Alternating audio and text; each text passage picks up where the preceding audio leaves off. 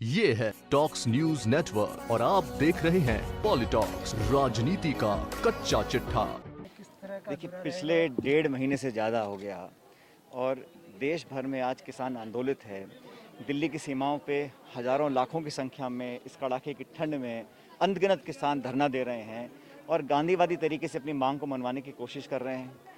8 या 9 वार्ताएं सरकार के साथ हो चुकी हैं, लेकिन मेरे नतीजा रही। नतीजे निकालने का मैं समझता हूँ सरकार की मंशा भी नहीं है। वो सिर्फ किसानों को, आंदोलनकारियों को थकाना चाहते हैं। और मुझे बड़ा खेद है कि कल राजस्थान के बीजेपी के नेता ने ऐसे गंभीर आरोप लगाए हैं उन अन्नदाताओं के प्रति जो इस देश का पेट पालते हैं। उन किसानों के मान सम्मान को ठेस पहुंची है। एक तरफ सरकार बोलती है कि किसानों का पूरा आदर सत्कार करते हैं, दूसरी तरफ भाजपा के नेता राजस्थान के इस प्रकार के अपशब्द का प्रयोग कर रहे हैं। किसानों को नक्सलवादी बोलना, देश विरोधी बोलना, उन पे आरोप लगाना, मैं समझता हूँ बहुत गलत है। इसकी मैं पूरी निंदा करता हूँ और भर्त्सना करता हूँ। लेकिन आज हमारी कोशिश ये है कि देश में 24 पॉलिटिकल पार्टीज इकट्ठे होकर उन किसानों का समर्थन कर रहे हैं। ये राजनीतिक डिमांड नहीं है।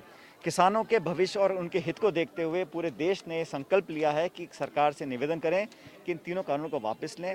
समर्थन मूल्य का इसमें जिक्र नहीं किया। किसानों को अपनी ज़मीन पर एक तरह से मजदूर बनाने की मंशा सरकार की है और इसीलिए उनके खुद के घटक दल अकाली दल जो सरकार का पार्ट था, उनके मंत्री ने इस्तीफा दिया, सपोर्ट विड्रॉ कर लिया। आरएलपी जो एनडीए का पार्ट था, उन्होंने विड्रॉ किया। ऐसा क्यों है कि सरकार अपने सहयोगी दलों को, अपने कैबिनेट के मेंबर्स को समझा नहीं पा रहे हैं। किसानों को क्या समझाएंगे? इसलिए देश का सभी किसान तबका एकजुट है। सब जाति कौम के लोग इस कानून के विरोध में हैं और इसी संदर्भ में आज पूरे प्रदेश में हम लोग चर्चा कर रहे हैं। किसानों को उनकी चेतना बढ़ा रहे हैं इन कृषि कानून के खिलाफ में। उस संदर्भ में आज मैं अपने विधानसभा क्षेत्र टोंक में आया हूं और यहाँ के लोगों का भरपूर समर्थन हमें मिल रहा है। देखिए साहब, सांसद साहब कहते हैं कि सरकार आधा पैसा दे दे ना, आधा पैसा जेब से दे। देखिए, ऐसा है, जहाँ तक किसानों के हित की बात है, अगर किसानों को अपना हित लग रहा होता तो उसको स्वीकार करते, उसका धन्यवाद ज्ञापन करते। लोग आत्महत्याएं कर रहे हैं, उनकी जान चली गई है, लगभग 40-45 लोगों की जान चली गई है। अपनी जान पर खेल कर बिलों का विरोध कर रहे हैं। तो मुझे लगता है कि इसमें सच्चाई सबके सामने है। लेकिन ये जिद है और एक तरह से अड़ियल रवैया है सरकार का कि मानने को तैयार नहीं है। और मैंने कहा, ये मामला पॉलिटिकल नहीं है, ये किसी पार्टी संबंधित नहीं, किसान के भविष्य के संबंधित है। इसलिए सरकार को अपनी जो एक जिद और वो अड़ियल रवैया, उसको छोड़ देना चाहिए। और मैंने पहले भी कहा, अगर इसमें संशोधन करके वापस कर लेते हैं तो किसी की हार नहीं है। सरकार कई बार कानून बनाती है, उसको दोबारा पुनर्विचार करना पड़ता है।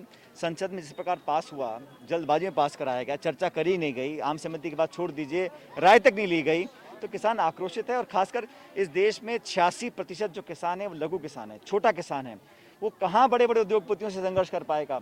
कल को उन्होंने कहा, साहब ये बीज में काला पड़ गया है, या वजन ज़्यादा है, या गीला ज़्यादा है, नहीं खरीदा। कोई उसके पास लीगल फ्रेमवर्क नहीं है अपने इंटरेस्ट को प्रोटेक्ट करने के लिए। इसलिए हम लोग विरोध कर रहे हैं इसका। क्षेत्रों में जहाँ भी आप सही कह रहे हैं कि इनकम कम हो रही, पिछले साल भर में तो और कम हो गई है। पूरी आर्थिक मदद देने की हम कोशिश कर रहे हैं। जो परियोजनाएं चल रही हैं उनको हम रुकने नहीं देंगे। अगर आर्थिक धन की ज़रूरत पड़ेगी, हम कहीं ना कहीं इंतजाम करा के इन योजनाओं को रुकने नहीं देंगे। और जो प्लानिंग है इस जिले की और इस क्षेत्र की और शहर की, उसमें कोई कमी नहीं आने देंगे। अभी भी कई करोड़ रुपए के प्रोजेक्ट चालू किए हैं, उसको समय से पहले पूरा कराएंगे हम लोग। ये है टॉक्स न्यूज नेटवर्क और आप देख रहे हैं पॉलिटॉक्स, राजनीति का कच्चा चिट्ठा।